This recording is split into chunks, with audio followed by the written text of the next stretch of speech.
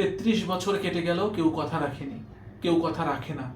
বিএনপির অবস্থা দেখে কি আপনার এখন সেরকম মনে হয়? অথবা ঠিক ওই প্রেমিকার মতো যে বলেছিল তোমাকে ছাড়া আমার এক মুহূর্তও চলবে না, তুমি না থাকলে তো আমি মরেই যাব।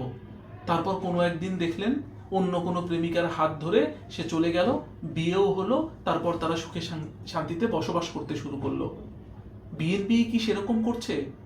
সেও কি ওয়াদা ভঙ্গ করছে? এই বিগত 53-54 দিনের এই সরকারের কার্যক্রম দেখে আপনার কাছে কি মনে হচ্ছে? এই 2 মাসের সরকারটি কি অলরেডি ওয়াদা ভঙ্গ করার মতো সাইন সিমটম আপনাকে দেখায় দেয়নি? বিএনপি কিভাবে ওয়াদা ভঙ্গ করছে, বিএনপির কি করার কথা ছিল, বিএনপি কি করছে, বাংলাদেশের জনগণের সঙ্গে প্রথম তামাশা বিএনপি কোথায় করলো, সেই ব্যাপারটা নিয়ে দি বাংলা পালসের আজকের এই আয়োজনে আপনাদের সাথে কথা বলবো। ধাপে ধাপে সেই কথাগুলো যদি বুঝতে হয় তাহলে বুঝতে হবে যে 24-এর গণ অভ্যুত্থানে বাংলাদেশের মানুষ প্রাণ দিল, ছাত্র জনতা মাঠে নেমে আসলো, অজস্র মানুষ তারা আহত হলো, নিহত হলো, পঙ্গুত্ব বরণ করলো।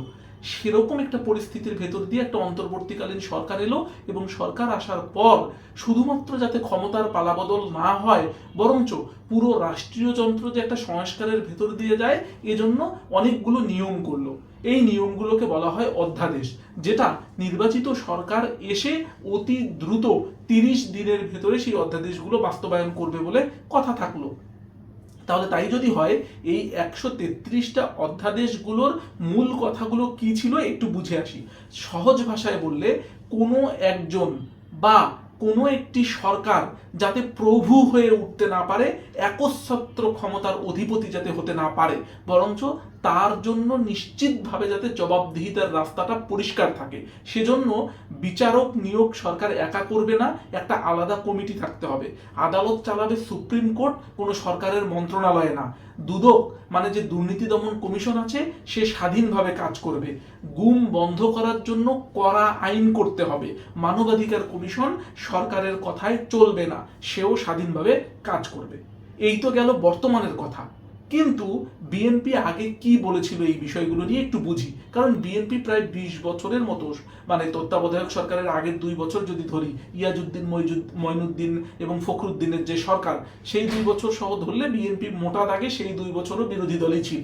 তাহলে বিএনপি প্রায় 20 বছর বিরোধী দলে থাকার পর বিএনপি সেই সময় যে কথাগুলো বলেছিল যে বিচার বিভাগ অবশ্যই স্বাধীন করতে হবে, সুপ্রিম কোর্টের জন্য আলাদা সচিবালয় হতে হবে, এবং বিচারক নিয়োগের ক্ষেত্রে সরকারের কোনোরূপ হস্তক্ষেপ থাকা চলবে না।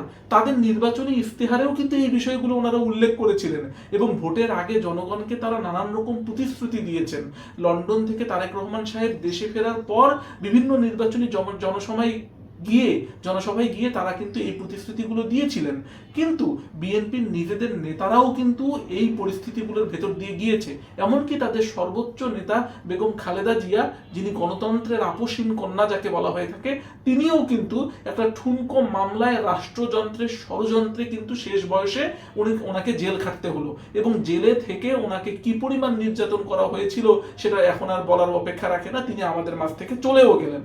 তাহলে এই যদি বিএনপির ইতিহাস হয়ে থাকে, তাহলে এখন একটু বোঝা দরকার বিএনপি এখন কি করছে। বিএনপি এখন ক্ষমতায়, নির্বাচনে তারা 2/3 আসন পেয়ে তারা ক্ষমতায় গিয়েছে, এবং এই 133টা অধ্যাদেশকে আইনে পরিণত করার কথা তাদের ছিল। কিন্তু বিএনপি এই জন্য 14 জনের একটা কমিটি বানালো, যে কমিটির 11 জন বিএনপির আর মাত্র 3 জন জামাতের। তাহলে সঙ্গত কারণেই সরকার যা বলবে তাই তো হবে, সরকার দলের এমপিরা যা বলবে তাই হবে। সেখানে 133টা অধ্যাদেশের ভিতরে 98টা অধ্যাদেশ থাকলো, যে ওরা বললো যে ঠিক আছে, এগুলোকে আইন করো, কোনো প্রবলেম নাই। 15টা অধ্যাদেশ তারা সংশোধন করে আইন করার কথা বললো। 20টা অধ্যাদেশকে তারা বললো এখনই আইন করো না, এবং এর মধ্যে 4টা অধ্যাদেশ রয়েছে যেগুলোকে তারা বললো বাতিল করো। তাহলে একদম বাতিল করে দিয়েছে যে 4টা, সেগুলোর ভিতরে উল্লেখযোগ্য যে 2টা কথা বিএনপি সবসময় বলে আসতো, সেটি হলো সুপ্রিম কোর্টের বিচারক নিয়োগের যে অধ্যাদেশ এবং সুপ্রিম কোর্টের আলাদা সচিবালয়ের যে অধ্যাদেশ। আর 16টা অধ্যাদেশ আপাতত তারা ফেলে রেখেছে। এর মধ্যে আছে গুম প্রতিরোধ আইন, যেগুলো আসলে কখন করবে কিছু বলা যাচ্ছে না, কিন্তু মানবাধিকার কমিশনের আইন এবং দুদকের সংস্কার আইন, এই যে গুরুত্বপূর্ণ বিষয় যেগুলো বিএনপি আগে থেকেই বলে এসেছিল যে সুপ্রিম কোর্টের আলাদা সচিবালয়, বিচার বিভাগকে স্বাধীন করতে হবে, দুদককে স্বাধীনভাবে কাজ করতে দিতে হবে, সেই মোস্ট ইম্পর্টেন্ট বিষয়গুলো বিএনপি ফেলে রাখলো। তাহলে এখন কথা হলো যে বিএনপি বা সরকারের যুক্তিটা আসলে কি, কেন ফেলে রেখেছিল? তারা তো একটা না একটা যুক্তি দিয়েছে। সেই যুক্তিটা হলো সরকার বলছে যে আমরা এগুলোকে আরো শক্তিশালী করে পরে আনবো। কথাটা খুব চমৎকার না, যে আমরা আরো শক্তিশালী করব পরে আনবো। এই পরেটা ভাই কবে? এইটা একটু বোঝা দরকার। এই পরেটা কবে? এই পরের ব্যাপারে কেন এগুলোকে পরে রাখা যাবে না সেগুলোর ব্যাপারটা একটু বলি। বিএনপি যে কথা বলছে, গুম আইনের ক্ষেত্রে সরকার বলছে যে নিরাপত্তা বাহিনীর বিরুদ্ধে সরকারকে না জানিয়ে কোনো তদন্ত করা যাবে না। মানে কি? মানে এর আগে যে গুম হয়েছিল সেগুলো তো সরকারের বিভিন্ন বাহিনীই করেছিল, আইন শৃঙ্খলা রক্ষায় নিয়োজিত বাহিনীগুলোই তো এখানে অংশগ্রহণ করেছিল এই গুম করার ক্ষেত্রে। সরকারের আদেশেই তো তারা মানুষকে নিয়ে গিয়ে এনফোর্স ডিসঅ্যাপিয়ারেন্সের সম্মুখীন করেছিল। তাহলে সরকারকে না জানিয়ে যদি তাদের বিরুদ্ধে কোনো প্রকারের তদন্তই করা না যায়, তাহলে সরকারের এখানে আর কি করার থাকে? আর এই প্রতিরোধ আইনেরই বা কি দরকার? কোনো মানে আসে না। তারপরে তারা বলছে মানবাধিকার কমিশনের ক্ষেত্রে সরকার বলছে কমিশন কোনো মন্ত্রণালয়ের আওতায় থাকবে। আচ্ছা ভাই, মানুষের যে অধিকার, মানবাধিকারের যে বিষয়গুলো, এটা যদি সরকারের ভিতরেই থাকে, তাহলে সরকারের যে মানবাধিকারগুলো লঙ্ঘন করবে তার বিচার তারা কেমনে করবে? এটা তো সরকারের মন্ত্রণালয়ের আন্ডারেই। দুদকের ক্ষেত্রে সরকার চায় যে কমিশন বাছাইয়ের কমিটি যেটা রয়েছে সেই কমিটিতে সরকারি লোকের আধিক্য আরো বাড়াতে। 7 জনের কমিটি, 3 জনের বেশি তারা সরকারি লোক চায় ওই কমিটিতে বা এই বাছাই কমিটিতে। তাহলে এখন কথা হলো, দুদক যে স্বাধীনভাবে সরকারের বিরুদ্ধে কাজ করবে বা সরকারের কেউ যদি এখানে অপরাধী হয় তার বিরুদ্ধে কাজ করবে, কিভাবে কাজ করবে? কারণ সরকারি দলের বাছাই কমিটিতে তো নিজের লোককেই তারা আনবে এবং তদন্ত যখন করবে সরকারের অনুমতি ছাড়াও তো করতে পারবে না। অতএব দুদকের ক্ষেত্রেও সেই ব্যাপারটা মোটামুটি একটু অন্যরকম হয়ে গেল। বিচার বিভাগের ক্ষেত্রে তারা আরো অবাক করা ব্যাপার বলেছে। সুপ্রিম কোর্টের আলাদা সচিবালয় শক্তিশালী করব এইরকম তারা ইশতেহারে বলেছিল, কিন্তু এখন এই সচিবালয়ের অধ্যাদেশই তারা বাতিল করে দিয়েছে। আর একটা গুরুত্বপূর্ণ কথা, হাইকোর্ট একটা রায় দিয়েছে যে অধস্তন আদালতের নিয়ন্ত্রণ সুপ্রিম কোর্টের হাতে থাকবে। এই রায় এখনো বহাল আছে। তাই সরকার যদি আদালত আইন মন্ত্রণালয়ের অধীনে দিয়ে দেয় তাহলে সেটা আদালত অবমাননা হতে পারে। কিন্তু তারপরও বিএনপি এই কথাগুলো শুনছে না। তাহলে বিএনপি কি জনগণের পালস বুঝছে না ভাই? এখন কথা হলো, শক্তিশালী করে আপনি কখন পরে আনবেন আর নাকি আনবেন না সেটা পরের ব্যাপার। এবার একটা মজার কথা বলি। 2 দিন আগেই এই যে বিরোধী দল অর্থাৎ জামাত এনসিপির যে জোট সহ 11 দলীয় জোট, এই জোটটা তো সংসদ থেকে প্রায় ওয়াকআউট করছে, সেদিনও ওয়াকআউট করেছে। এখানে একটা মজার ঘটনা আছে ওয়াকআউট করার ক্ষেত্রে। সেদিন জুলাই গণ অভ্যুত্থানের যে স্মৃতি জাদুঘর, মানে বর্তমান যে মানে গণভবন এবং তার প্রাঙ্গণ, এই যে অধ্যাদেশ নিয়ে কাজ হচ্ছিল, বিশেষ কমিটি সুপারিশ করেছিল এই আইনটা হুবহু মানে আইন আকারে আসবে, বিলও সেভাবেই আনা হয়েছিল। কিন্তু হঠাৎ করে সরকারি দলের একজন একটা প্রস্তাবনা নিয়ে আসলেন। উনি কি বললেন? জাদুঘরের প্রধান হবে সংস্কৃতি মন্ত্রী। তার মানে একটা মন্ত্রণালয়ের আন্ডারে ওই স্মৃতি জাদুঘরটা থাকবে। সরকার যে কোনো সময় যে কোনো সদস্যকে বাদ দিতে পারবে এবং যে এই সভাপতি হবে তার কোনো নির্দিষ্ট মেয়াদ থাকবে না। তার মানে সরকার চাইলে তাকে আজীবন রেখে দিতে পারে।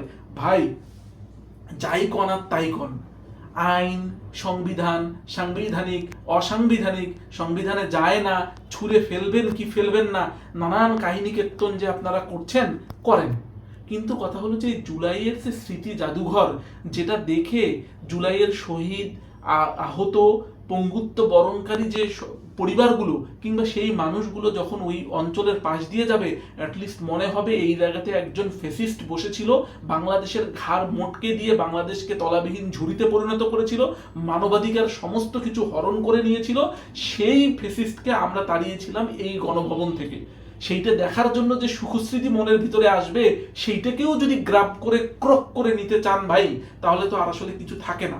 দি বাংলা পালস আসলে সরকারের বিভিন্ন বিষয় নিয়ে, বাংলাদেশের পলিটিক্স নিয়ে এর আগে এই নির্বাচন পরবর্তী সময়ে তেমন কোনো কথা বলেনি। কিন্তু আমরা অধ্যাদেশগুলো নিয়েও কথা বলতে চাইনি এবং আমরা ভেবেছিলাম যে এটা বোধহয় পরবর্তীতে আস্তে আস্তে ঠিক হয়ে যাবে। কিন্তু যখন জুলাই স্মৃতি জাদুঘরের মতো এই বিষয়টাকেও যখন তারা আর নিজেদের কুক্ষিগত করার চেষ্টা করলো, তখন আসলে একটা বিষয় কি পরিষ্কার হয়ে যায় না যে বিএনপি আসলে আগের কাঠামোই চায়। সরকার তার সমস্ত ক্ষমতা নিজের ভিতরে কুক্ষিগত করে রাখবে, সেটাই চায়। ক্ষমতা বদলিয়েছে, মানুষ বদলিয়েছে, কিন্তু সিস্টেম যাতে না বদলায় তারই কি প্রক্রিয়ার অংশ এগুলো নয়? জনগণকে যাই বোঝান না কেন, জনগণের হৃদয়ে রক্তক্ষরণ হয়। এজন্য এত শত শত মানুষ, ছাত্র জনতা, কাছের মানুষ, ভাই ব্রাদার, আত্মীয় স্বজনরা জীবন দেয়নি, শত সহস্র মানুষকে পঙ্গুত্ব বরণ করতে হয়নি। ওয়াদার খেলাপ করবেন তো জনগণ, যে জনগণ 17 বছরের ফেসিস্ট তাড়াতে 17 বছর সময় নিয়েছিল, সেই জনগণ 17 বছর আর অপেক্ষা করতে পারবে না। কারণ জনগণ এখন সাইন সিমটম দেখেই বোঝা যাবে, কারণ জনগণের সাথে প্রতারণা করেছিল বিগত সরকারগুলো। আর এই সরকারের কাছে এক্সপেকটেশন কেন বেশি জানেন? কারণ এই সরকারে যিনি বসে রয়েছেন তিনি শহীদ রাষ্ট্রপতি জিয়াউর রহমান এবং বাংলাদেশের গণতন্ত্রের মানসকন্যা আপসীন নেত্রী বেগম খালেদা জিয়ার সন্তান এই সরকারে। তাই তাদের প্রতি জনগণের প্রত্যাশা আকাশচুম্বী থাকবে এবং তারা চাইবে বিএনপি টু দা পয়েন্টে, পয়েন্ট ধরে ধরে তার ওয়াদাগুলো পূরণ করবে। সেটি জনগণের প্রত্যাশা। বাংলা পালসের সঙ্গে থাকার জন্য ধন্যবাদ। লাইক, কমেন্ট, শেয়ার করুন এবং সাবস্ক্রাইব করে আমাদেরকে বড় হওয়ার সহযোগিতা করুন। ধন্যবাদ সবাইকে।